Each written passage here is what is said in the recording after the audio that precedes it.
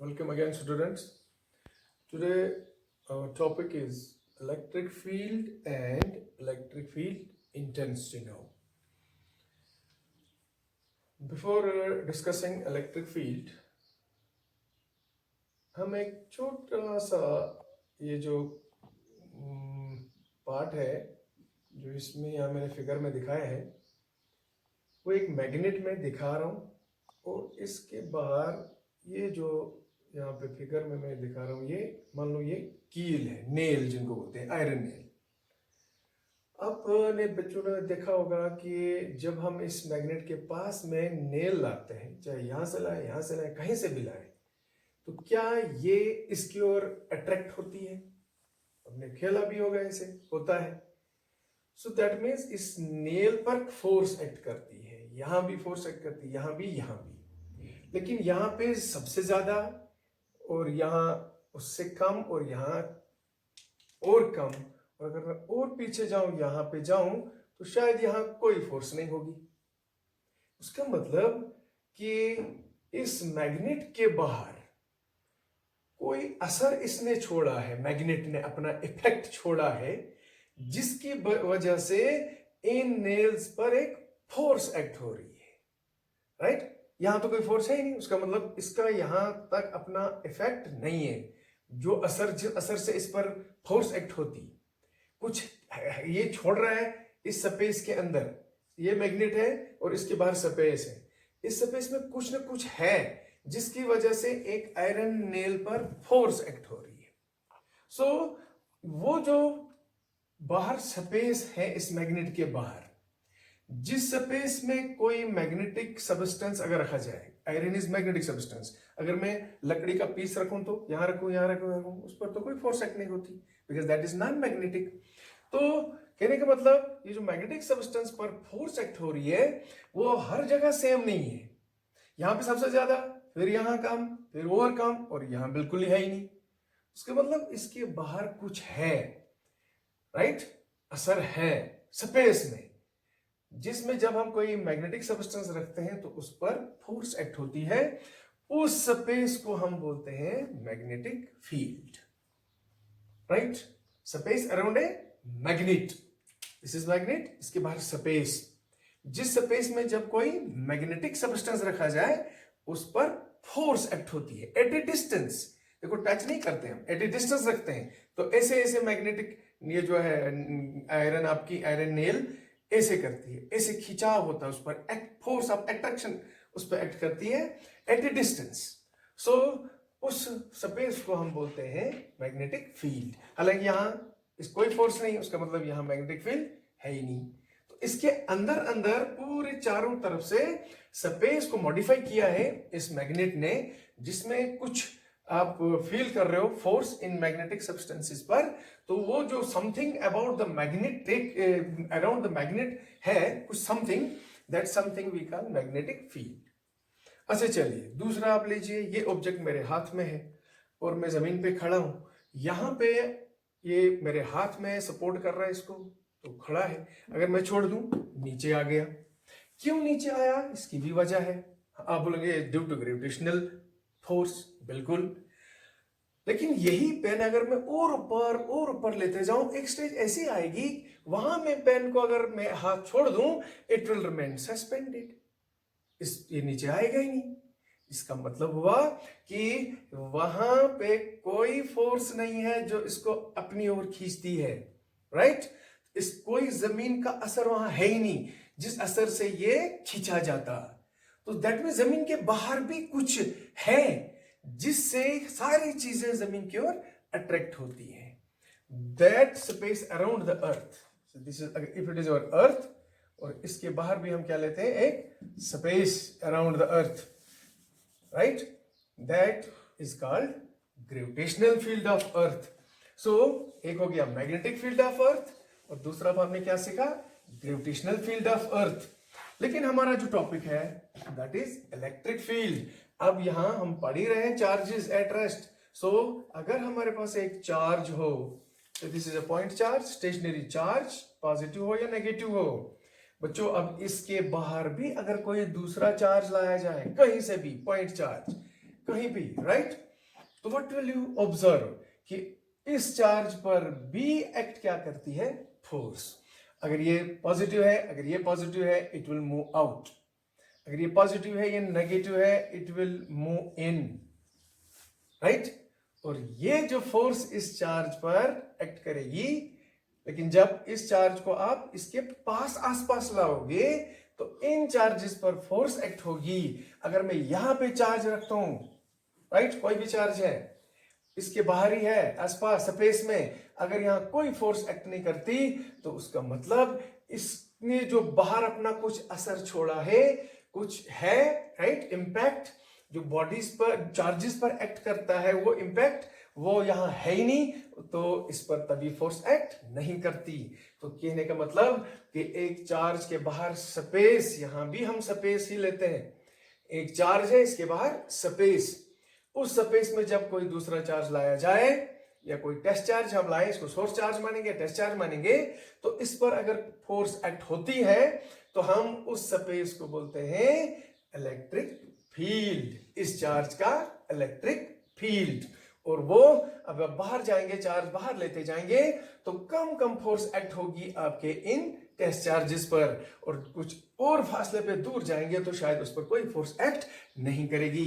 तो उसका मतलब इलेक्ट्रिक फील्ड जो है डिस्टेंस के साथ साथ उसकी ताकत, उसकी इंटेंसिटी, उसकी स्ट्रेंथ कम होती है। तो इस तरीके से हम डिफाइन करते हैं इलेक्ट्रिक फील्ड को। तो अब देखिए इसकी बड़ी इंपॉर्टेंस है इलेक्ट्रिक फील्ड की।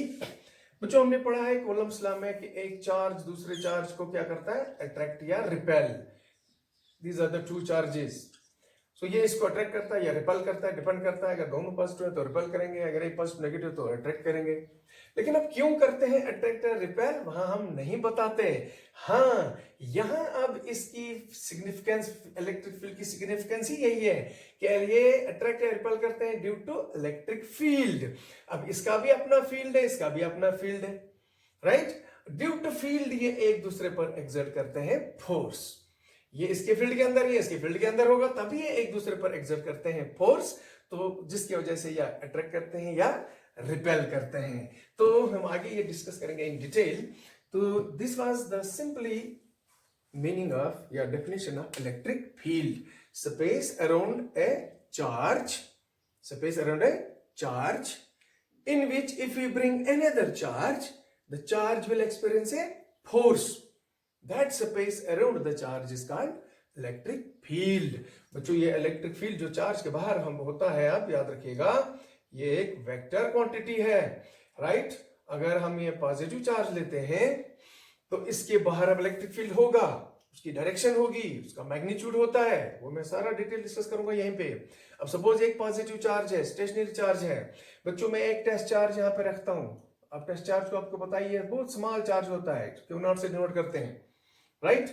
बोलिए आप, व्हाट विल हैपन, ये बाहर जाएगा ना, it will move out due to the force of repulsion of this charge. So जिस डायरेक्शन में ये टेस्ट चार्ज मूव करेगा, यहां पे रखूंगा इट विल मूव आउट, यहां पे रखूंगा it will move out, right. तो इस तरीके से आप डायरेक्शन ऑफ इलेक्ट्रिक फील्ड खुद देख लें। जिस डायरेक्शन में टेस्ट चार्ज मूव करेगा उसको मैं फ्री छोड़ रहा हूं और इस पर एक्ट कर रही है फोर्स इसकी, तो ये बाहर जा रहा है, बाहर जा रहा है, बाहर जा रहा है। उसका मतलब इस पॉजिटिव चार्ज का, जिसको हम सोर्स चार्ज भी बोलते हैं, सोर्स ऑफ इलेक्ट्रिक फील्ड बोलते हैं, तो इसलिए इसको बोलते हैं सोर्स ऑफ इलेक्ट्रिक फील्ड। तो ये सोर्स ऑफ इलेक्ट्रिक फील्ड है। क्यों? क्योंकि आप देख रहे हैं डायरेक्शन ऑफ इलेक्ट्रिक फील्ड बाहर की ओर है। ये जो टेस्ट चार्ज इधर जा रहा है, यही होती है direction of its electric field. तो जब भी आप देखेंगे पॉजिटिव चार्ज, तो इसका इलेक्ट्रिक फील्ड हम हमेशा ए से दिखाते हैं, नॉर्मली आउटवर्ड्स ऐसे लाइनें ड्रा करते हैं। मैं ये डिस्कस करूंगा नेक्स्ट लेक्चर में ये लाइनों का। तो ये इलेक्ट्रिक फील्ड दिखाया जा रहा है एक पॉजिटिव चार्ज का, नॉर्मली आउटवर्ड्स। सो जिस डायरेक्शन में टेस्ट चार्ज मूव करेगा वही ली जाती है direction of this charge, source charge.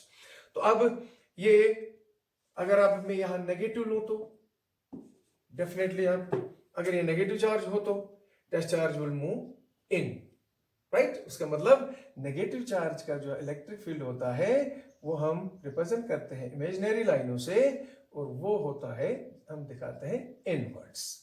तो कहने का मतलब है कि इलेक्ट्रिक फील्ड जो है it is a vector quantity, it has magnitude as well as direction. अब जब मैं मैग्नीट्यूड की बात करूंगा तो आप खुद देख लें, अगर आपने टेस्ट चार्ज यहां रखा है तो देखो फोर्स कितनी होगी। अगर आप टेस्ट चार्ज यहां पे रखते हो, हम स्मॉल फोर्स दिखाते हैं, एरो देख लो, यहां बड़ा एरो है, छोटा एरो है, तो यहां पे टेस्ट चार्ज पर फोर्स कम, यहां ज्यादा।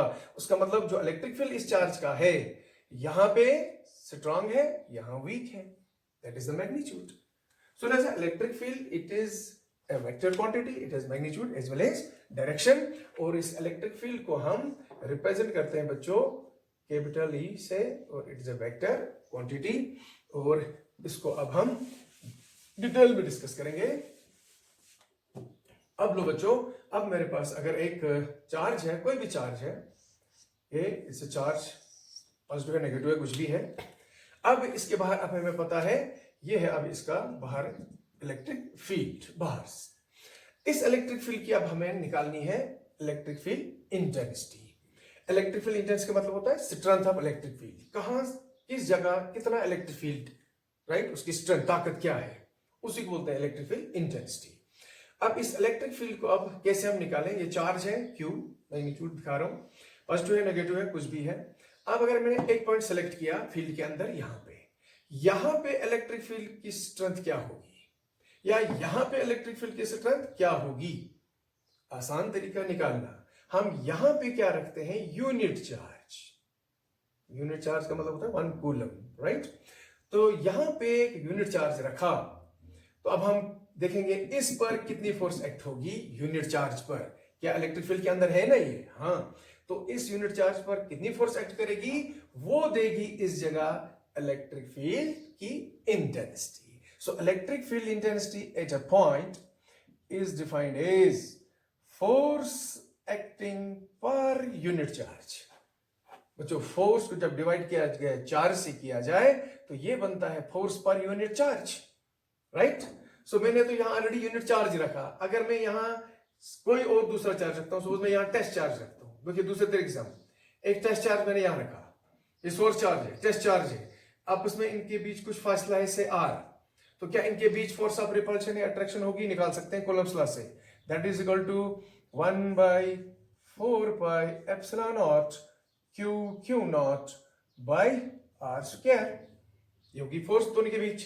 फिर अगर मैं फोर्स के डिनोमिनेटर में Q नॉट लाता हूं, ये वाला, so this will give me force per unit charge, this will give me force per unit charge same, और ये होगी इलेक्ट्रिक फील्ड इंटेंसिटी। फिर वही इस जगह इलेक्ट्रिक फील्ड इंटेंसिटी, ये देगा इलेक्ट्रिक फील्ड इंटेंसिटी इस पॉइंट पे। या फिर मैंने पहले आपको बोला इन शॉर्ट कि आप क्या करिए, यहां रखिए एक यूनिट चार्ज। बोले बच्चों इस यूनिट चार्ज पर कितनी फोर्स ये एक्सर्ट करेगा, that is written as force per unit charge, that is called electric field intensity at this point. अब इसकी मैंने बोला अब ये डायरेक्शन भी होगी, क्या होगी इसकी डायरेक्शन, जो डायरेक्शन फोर्स की होगी। बोलिए चार्ज कहां जाएगा, यूनिट चार्ज बाहर जाएगा, तो इलेक्ट्रिक फील्ड की डायरेक्शन होगी आउटवर्ड्स, बिकॉज पीछे सोर्स पॉजिटिव था।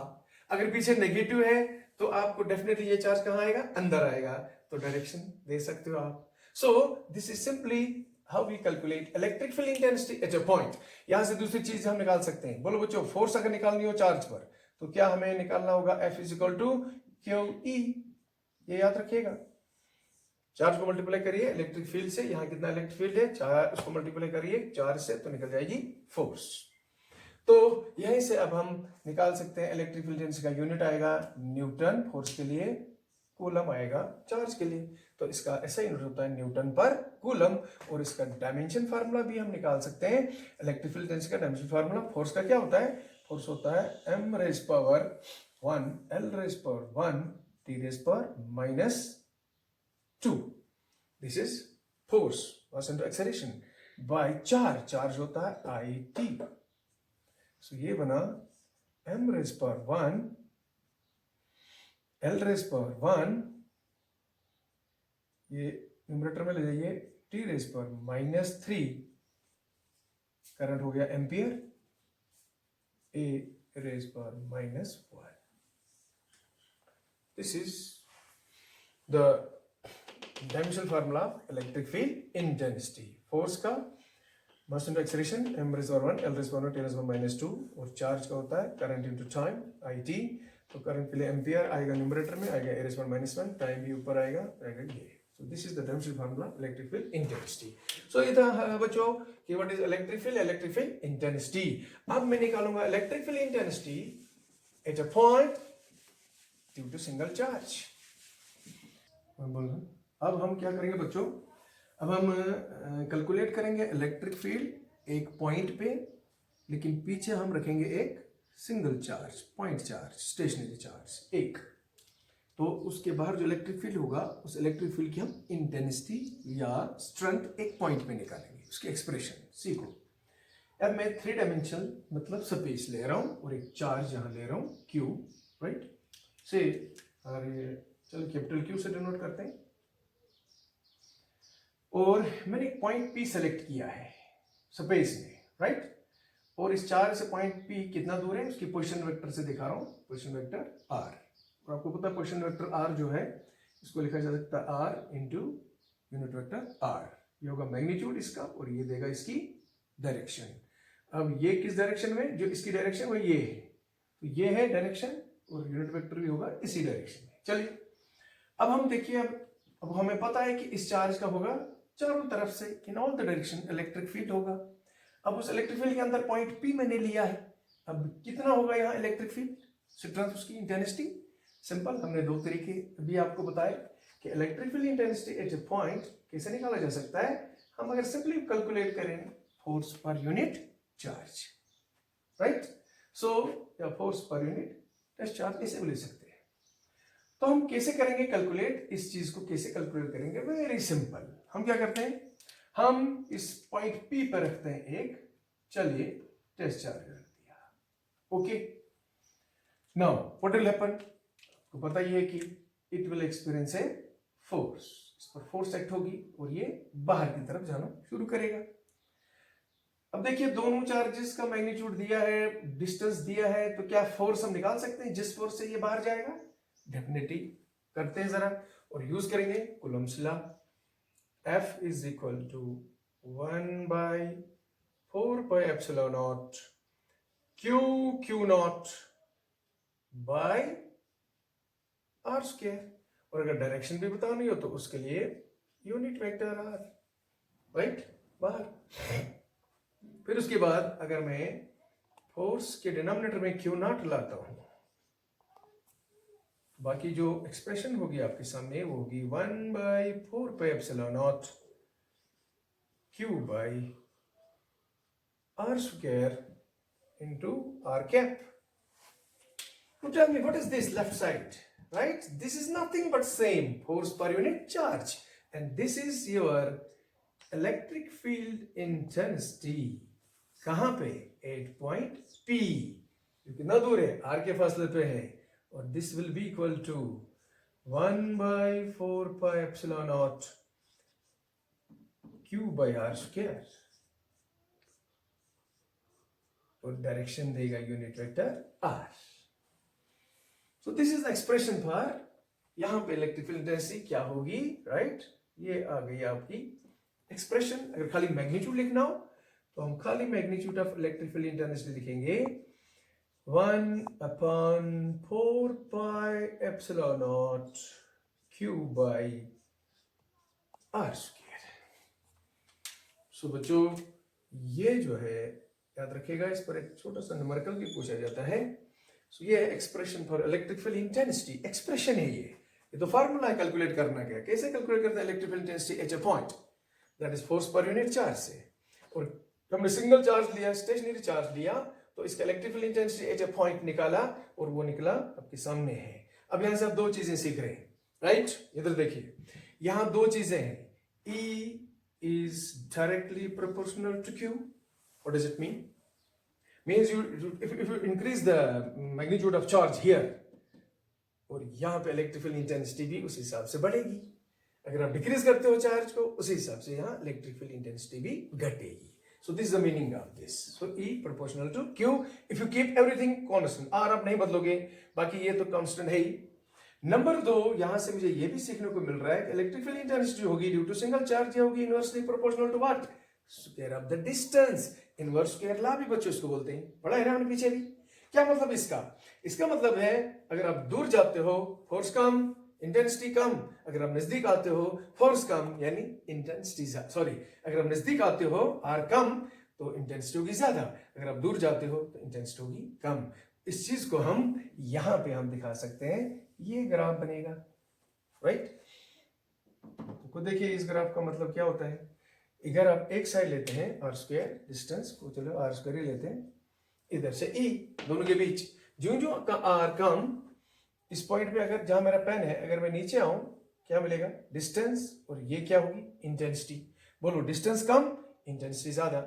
इस पॉइंट पे आ जाओ, नीचे आता हूं तो देखो डिस्टेंस बढ़ गया और देखो इंटेंसिटी कम होगी। तो इस तरीके से ये भी आपको इस पॉइंट, इस एक्सप्रेशन से सीखने को मिला है। तो इस तरीके से आप दो फॉर्मूला याद रखिएगा, एक ये और एक ये।